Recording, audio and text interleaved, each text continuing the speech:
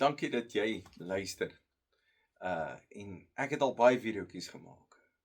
Ek wonder of daar iemand is wat al na al die video's gekyk het. Want ek weet hier en daar mis jy die slip op en jy's besig en dan luister jy weer aan.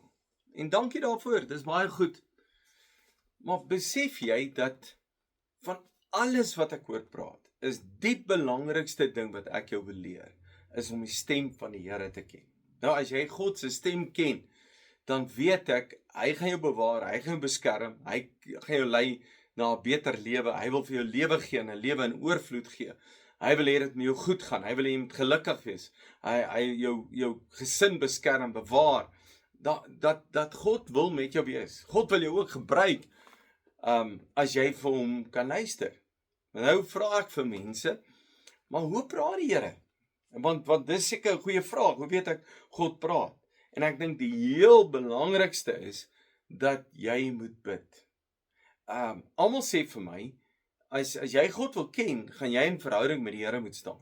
En dit is eintlik so. Ek dink die Here wil met baie mense praat, maar hulle mis dit, want hulle ken nie die stem van die Here nie. Hulle is nie in verhouding met die Here nie. Hulle kan dalk die Here hoor praat, maar hulle doen niks. Hulle verstaan nie God se woord nie.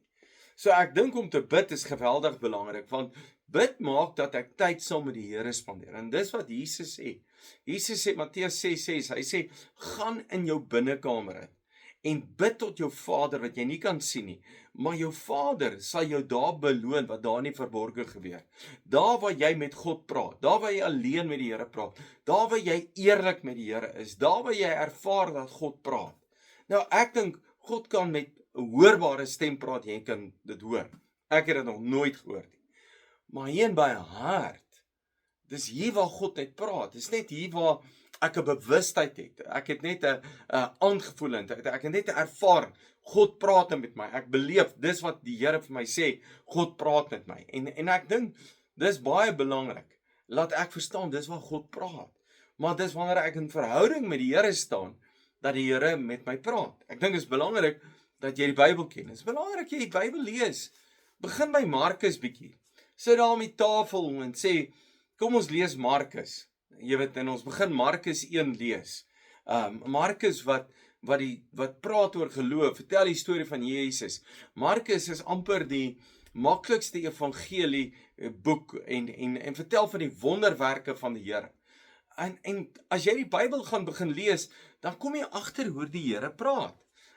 Om Spreuke te lees. Jy weet, daar's 31 hoofstukke, daar's 31 dae gewoonlik in Spreuk in 'n maand. So jy kan nou die eerste kan jy lees Spreuke 1, die tweede Spreuke 2. Jy begin dit te lees. Die rede is dan begin jy verstaan hoe God praat. Jy begin die stem van God hoor, want hoe meer jy luister, hoe meer hoor jy, hoe meer jy ingestel is. My ore is half gespits en ek kom begin agterkom hoe die Here met my praat. Maar dan ook belangrik kom ek agter dat hierdie is die Logos woord wat geskrewe woord is, geïnspireer deur die Heilige Gees. En ek dink jy sal dwaas wees as jy sê ja, ek luister net vir Jesus en ek luister nou nie vir Paulus of Petrus nie. Ja, dit is geïnspireer deur die Heilige Gees. God praat deur hulle. Maar ek dink God wil 'n rema woord, 'n openbaringswoord praat hier in jou hart. Waar God iets wil praat wat net jy verstaan, wat net jy hoor, wat jy net weet. Waar die Here sê, kyk jou bande. Jy ervaar net, kyk of die hek toe is. Ervaar net, jong, ek moet nou ry. Het jy al ervaar, ek moet iemand bel. Jesus, ek dink aan daai persoon, ek moet daai persoon bel. Ek moet daai persoon bel. Ek moet daai persoon bel. Dan bel jy daai persoon aan, dan besef jy was in die kol, jy moes daai persoon gebel het. Dit was die wil van die Here. Want hoe meer jy luister, hoe meer hoor jy dit wat God wil praat. Dit wat God wil doen. En jy begin agterkom hoe die Here met jou praat.